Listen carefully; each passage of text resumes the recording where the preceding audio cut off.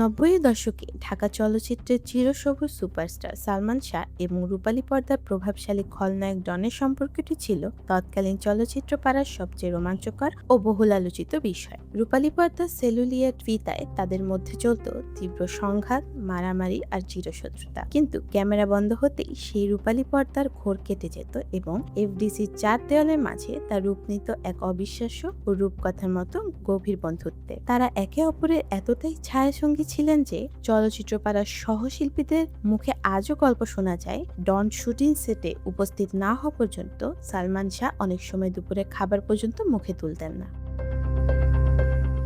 সালমান প্রায় মজা করে বলতেন, পর্দায় ডন তাকে যতই আঘাত করুক না কেন, বাস্তবে সেই ডনের বুকেই তিনি সবচেয়ে বেশি ভালোবাসা, শান্তি ও ভরসা খুঁজে পান। অন্যদিকে ডনও সালমানের জন্য ছিলেন যে কোনো ত্যাগ শিকারে প্রস্তুত এক পরম নির্ভরযোগ্য বন্ধু, যাকে তিনি নিজের একই আত্মার অংশ বলে অভিহিত করতেন। তবে বন্ধুত্বের এই চাদরের নিচে যেন এক নির্মম অন্ধকার ও ভয়াবহ সত্য লুকিয়েছিল। তা দীর্ঘ ৩ দশক পর ২০২৬ সালের ৯ আগস্ট এক চরম কালো অধ্যায় হিসেবে দেশের মানুষের সামনে উন্মোচিত হয়। এই দিন এই গভীর সভ্যতার ইতিহাসে সবচেয়ে বড় মোড়টি আসে যখন সালমান শাহ হত্যার মামলায় এজাহারভুক্ত ৪ নম্বর আসামি চলচ্চিত্র অভিনেতা মোহাম্মদ আশরাফুল হক ওরফে ডনকে ঢাকা হযরত শাহজালাল আন্তর্জাতিক বিমানবন্দর থেকে নাটকীয়ভাবে গ্রেপ্তার করা হয়। সকাল আনুমানিক ৬টার দিকে ডন যখন পবিত্র ওমরা পালনের উদ্দেশ্যে সৌদি আরব যাওয়ার জন্য ইমিগ্রেশন পার হচ্ছিলেন, তখন ভ্রমণ নিষেধাজ্ঞার লাল সংকেত দেখে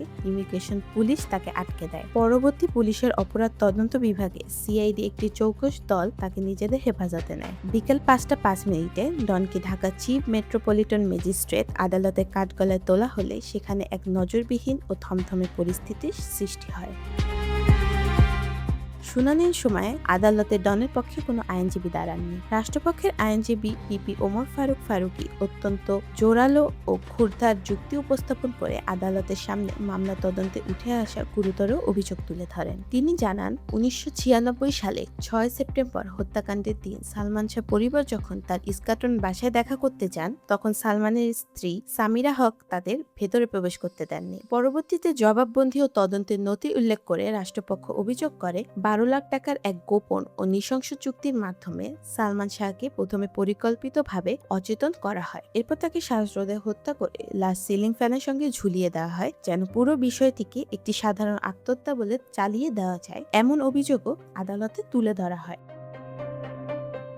আইনজীবী আরও উল্লেখ করেন, এই হত্যাকাণ্ডের পিছনে সামিরার সঙ্গে আসামি অবৈধ সম্পর্কের জের ছিল এবং ঘটনা ধামাচাপা দিতেই পরবর্তীতে সালমানের ছোট ভাইকেও অপহরণের চেষ্টা করা হয়েছিল। আদালতে রাষ্ট্রপক্ষ আরও দাবি করেন, ডন দীর্ঘদিন ধরে পলাতক ছিলেন এবং ওমরা করার নাম করে তিনি দেশ থেকে চিরতরে পালিয়ে যাওয়ার চেষ্টা করেছিলেন। রাষ্ট্রপক্ষের এসব যুক্তি এবং মামলার সুষ্ঠু তদন্তের স্বার্থ বিবেচনা করে মেট্রোপলিটন ম্যাজিস্ট্রেট ডনের জামিন নামঞ্জুর করে তাকে সরাসরি জেল হাজতে প্রেরণের নির্দেশ দেন। এর মাধ্যমে একসময় পরম বন্ধুর প্রতি করা বিশ্বাসঘাতকতা ও রূপালী পর্দার আড়ালে সেই নির্মম হত্যাকাণ্ডে ডনের সরাসরি জড়িত থাকা চাঞ্চল্যকর অধ্যায়টি অবশেষে দীর্ঘ ২৯ বছর পর এক ঐতিহাসিক আইনি পরিণতির দিকে ধাবিত হচ্ছে।